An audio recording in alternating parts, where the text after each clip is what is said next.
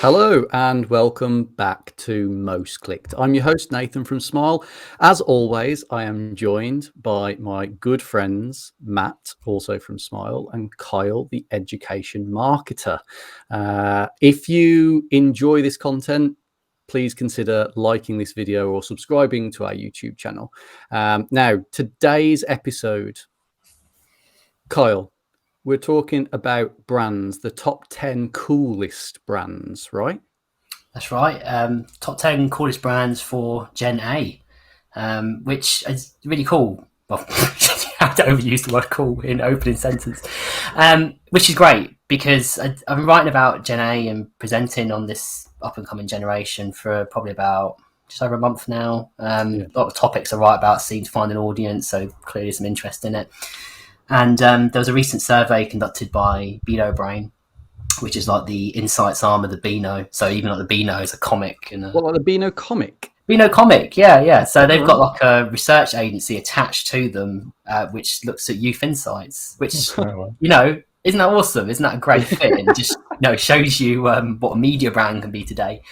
And they did a survey. So they 30,000 young people between the ages of 7 and 14. So I was just checking my screen there.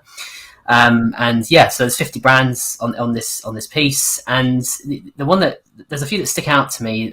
One first that sticks out to me is at number 15, funnily enough, and it's not on this graphic, but it is on the kind of longer one. It's Harry Potter at number 15, and I just love that because it clearly shows that parent-child between like millennial and Gen A, it seems to be quite strong. And I don't know about you guys, but I didn't share many sort of pop culture interests with my parents growing up. So I think, access to like the internet and technology, and it's just kind of turning culture into a big ball.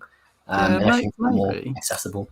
There were some things that I did share though. Like when I was growing up, my dad always used to watch Star Trek and stuff, and I kind of became a Star Trek fan by association. Back to the Future, like one of my favorite ever films, just because my dad always used to watch it. So I'm not actually too surprised at things like Harry Potter and how that's a trendsetter. I don't know. What about you? You got any questions around this, Matt? I thought the top 10 was quite interesting to look at the difference between those ranked by girls and boys, and some of the order. I was quite surprised to see some of the gaming ones on there. Amazon, I think, was at top 5 for girls, which I thought was quite interesting. But Kyle, were there any educational brands in that top 50? I mean, I wouldn't say there's anything that's strictly classed as an education brand. Microsoft is on there. I guess that's a bit of a stretch. There's a few others. Lego can arguably a education brand, but there's not a university on there or a provider. Nathan might think differently. Well, there's not a university, right? Yeah. But I think the number one spot is an educational brand. Clever. I see. I'm not the audience here. I'm not Gen A, sadly.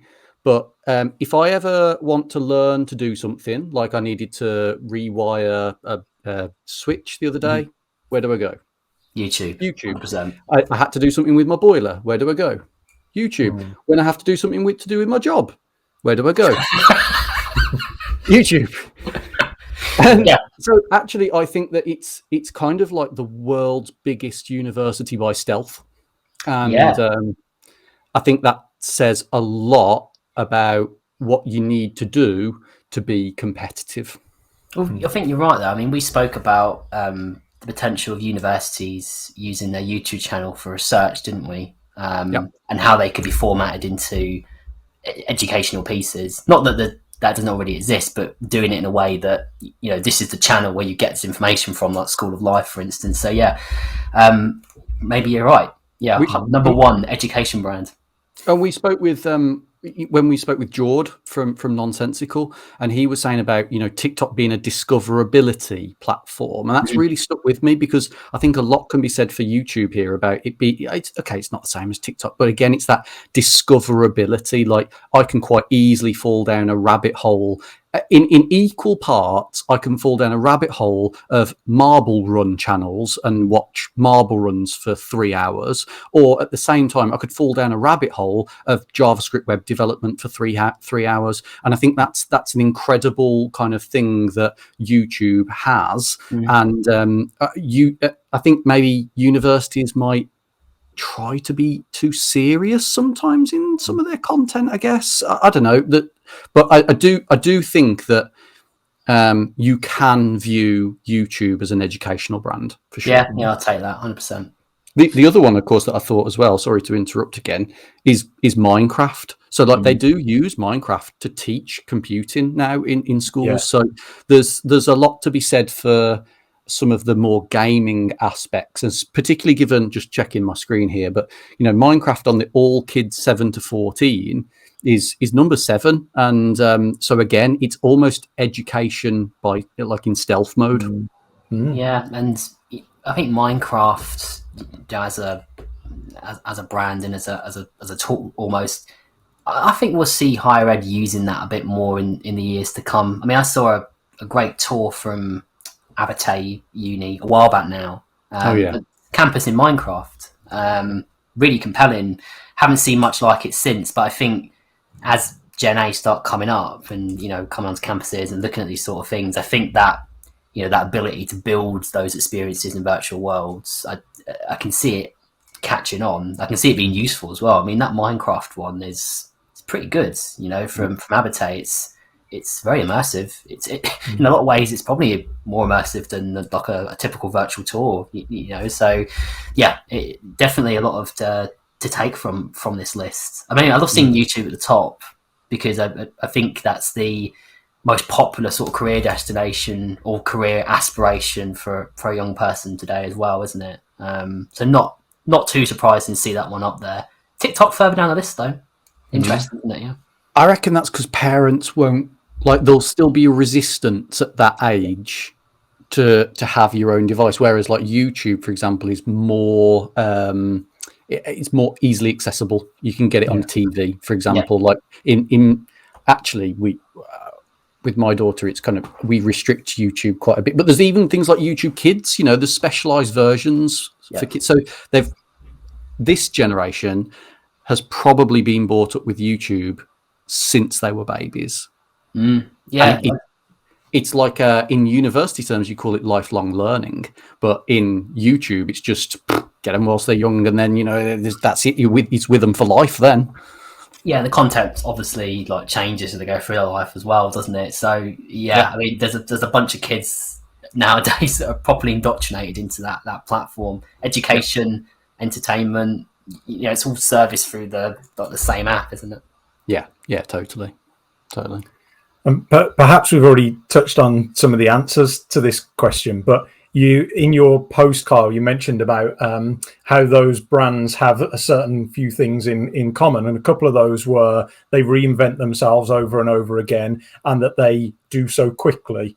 And if we're bringing that back to universities, how can they expect to reinvent them? How should they go about reinventing themselves? And I'm wondering whether we've touched on bits there already. And how can they compete on a speed level with these out-of-sector brands?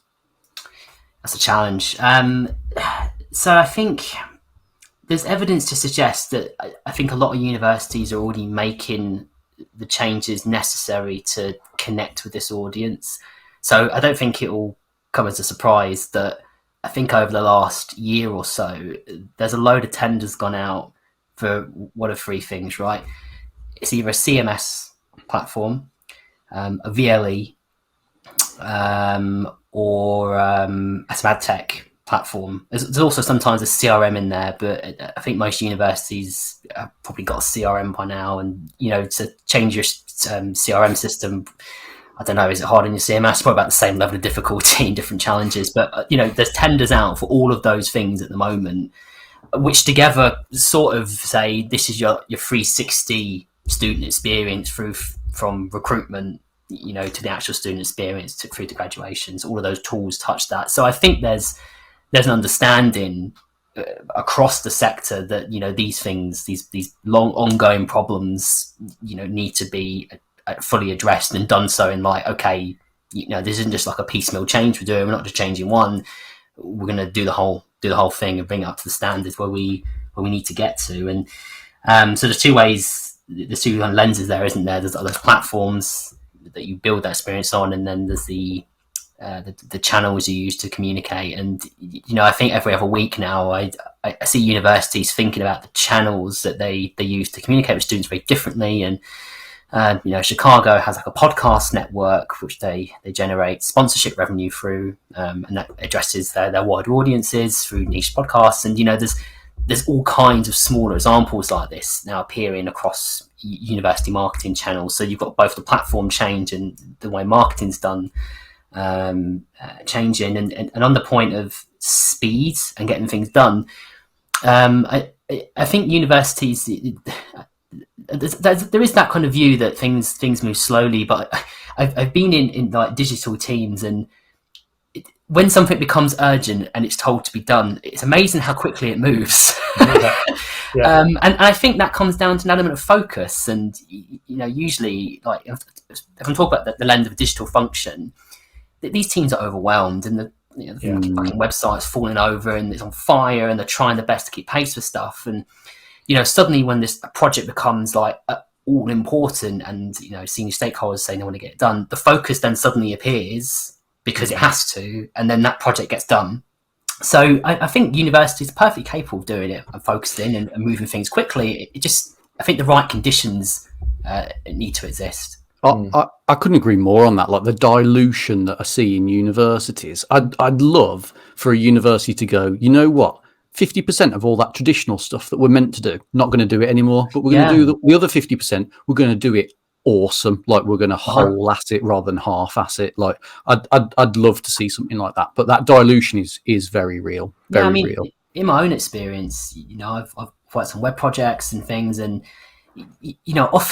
often the limitation isn't the ability and the skills in the team. It's just the amount of stuff they need to deliver, and it is mad. You go to a private organisation, and it's very different. You have in the best sort of structures, things are quite focused. Like this is a sprint, these are the priorities because these are the things that deliver revenue. That sort of same mentality, I don't think quite exists in all universities yet.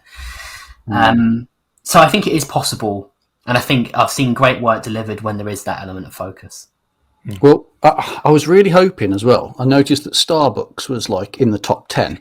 I was really hoping I could squeeze in my anecdote about why Starbucks isn't a coffee company, but we don't have time to do that. So I'm going to have to put that as like some exclusive content on LinkedIn. So watch out for that. You're going to put it on a paywall.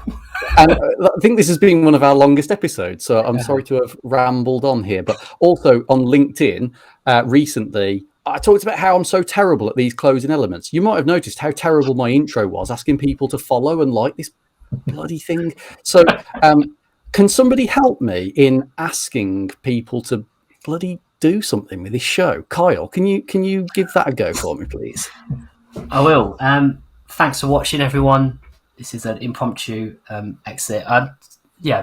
If you like what you see here, you should certainly like it, comment, and subscribe. And if you really like what you see here, you should also subscribe to my newsletter, which offers the same stuff like this every week in a slightly different format. We love you. We appreciate you watching us, and thank you for giving us a job to do every week.